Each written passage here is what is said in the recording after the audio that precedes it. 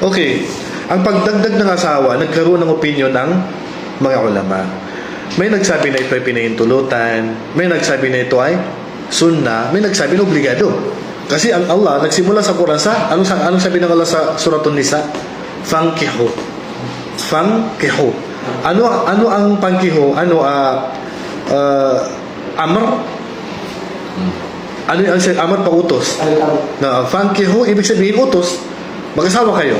So pag pautos sa qaida usuliyya, al-amru yaqtadi al-wujub. Ang pautos ay nangangahulugan na ito ay obligado. Kasi nagsimula ang Allah sa dalawa. Fankihu ma taba lakum minan nisa'i mathna wa thulatha wa ruba'. Fa in khiftum alla ta'dilu fawahidatan. So mag-asawa kayo, sabi ng Allah subhanahu wa ta'ala, magsimula sa ilan?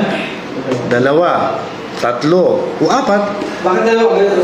Yun ang ano dito. Ito yung nagkaroon ng opinion ng mga ulama dito. Nagsimula siya sa pang-dalawa. Ibig sabihin, ang ilan sa pananaw, ito ay pagpapahintulot sa may kakayahan. Ito ay obligado sa may kakayahan. Ito ay sunnah sa may kakayahan. So nagkaroon ng opinion ng mga ulama tungkol sa pagdadagdag ng asawa. Ngayon, sa dulo nito, fa in khiftum alla ta'dilu, mayroong kondisyon. Fa in khiftum alla ta'dilu, pag natatakot kayo na baka hindi kayo maging makatarungan, pawahida. Ibig sabihin isa lang. So, kung takot ka na hindi ka magiging makatarungan, ang pagiging makatarungan dito ay hindi ang pagmamahal. Kasi ang pagmamahal, hindi mo kontrol yan eh. Halimbawa, bakit mas mahal mo si ganito? Bakit ang pagmamahal mo? Kasi may mga tanong na, imposibleng ako yung mahal mo, hindi mo mahal yun. Kailanman, hindi magiging pantay ang pagmamahal mo. Yun ay sinabi ng Allah subhanahu wa ta'ala, walan tastati'u an ta'dilu baydan nisa'i walau harastum. Hindi kayo magiging makatarungan sa mga asawa ninyo kahit na pagsumikapan ninyo. Hindi kayo magiging makatarungan sa inyong mga asawa kahit pagsumikapan ninyo. Ang tinutukoy dito na pag hindi kayo magiging makatarungan, ay ang pagmamahal. Hindi nyo magiging ibig sabihin naging magkatarungan, hindi magiging pantay ang pagmamahal ninyo. Kahit na pagsumikapan mo, hindi magiging pantay yan ang pagmamahal mo. Ang propeta sallallahu alaihi wasallam, pero kahit mas mahal mo yung isa, huwag mo naman ipakita doon sa isa na mas mahal mo yung isa. Live yan, Ustad. Yes, live to. Okay, narating tayo doon sa tanong. Pero bago natin yon, balikan natin yung tanong. Sabi niya, Ustad, nagdagdag yung asawa ko na hindi pa niya kaya. So, ang tanong dito, walang kakayahan na magdagdag. Ang kakayahan dito ay hindi lang ibig sabihin sa pinansyal. Okay, may mga tao na kaya niya sa pinansyal, mayaman. Pero, hindi niya kayang maging makatarungan sa paghahati ng oras. May kaya siya pera, pero ang oras hindi niya kaya. Hindi pa rin siya qualified. O kaya, mahina na yung katawan mo. Matanda ka na. So, para saan magdadagdag ka? Hindi mo naman pala, yung sa isa pa nga, hindi mo na nagagalaw eh. So, hindi ang pagdadagdag dito is magdagdag ka lang ng bilang. Kailangan, mayroon din pangangailangan yung babae sa taas at saka sa baba. Kasi isa sa pinakalayunin sa pag-aasawa ay ang pagbuo ng pamilya. Hindi naman na ang pagdagdag lang ng asawa ay para maging masaya, para mag-enjoy ka sa pang-araw-araw mo. Siyempre, isa sa layunin sa pag-aasawa ay magkaroon ng pamilya, ang dalawa, at magpadami ng anak hanggat maaari. Mag-asawa tayo. Naintindihan?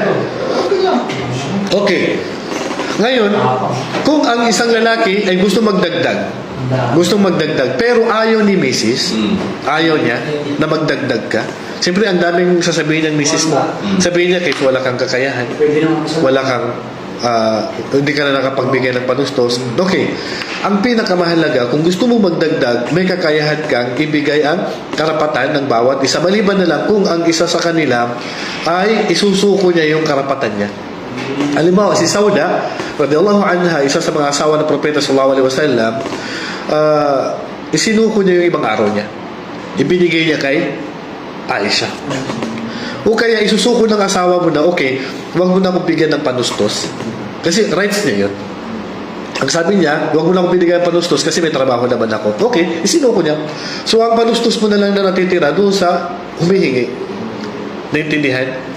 Kung isusuko niya yun. Pero kung hindi niya isusuko at sisingilin ka niya, dito magkakaroon siya ng karapatan na humingi ng hiwalay. Kapag hindi mo na ibigay ang kanyang karapatan. So sa pagdadagdag, hindi lang naman, ang pwede lang magdagdag ay ang taong may kakayahan sa pinansyal. Kahit na walang kakayahan si pinansyal, pwede magdagdag. Ang marami sa mga sahaba, miskin. Ang propeta ba mayaman? Ang mga sahaba ba mayaman? Ang mayayaman lang ba sa mga sahaba ang nakapadami ng asawa? Ano ang tama? Ang mga mayayaman lang ba sa mga sahaba ang nagpadami ng asawa o pati mahirap? Ibig sabihin, hindi kondisyon ng mayaman. Hindi kondisyon na magdagdag ka ng asawa dahil ikaw dapat ay mayaman.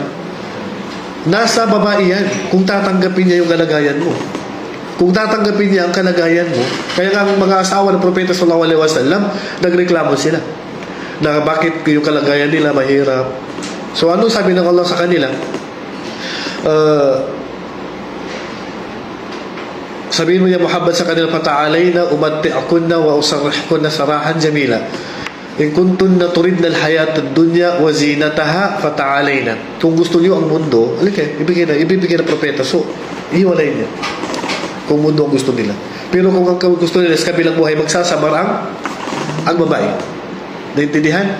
So, hindi lang pumayaman ang pwedeng magpadami ng asawa o pwede lang magdagdag. Kasi nasa babae po yan kung tatanggapin niya yung kalagayan. Walang babaeng tumatanggap basta Hindi naman sa wala, mayroon din. Pero ang babae kasi sa panahon natin ngayon, hindi katulad ng iman ng mga babae noon. Oo. makapagdagdag. Ustad, may tanong. Ah. Siguro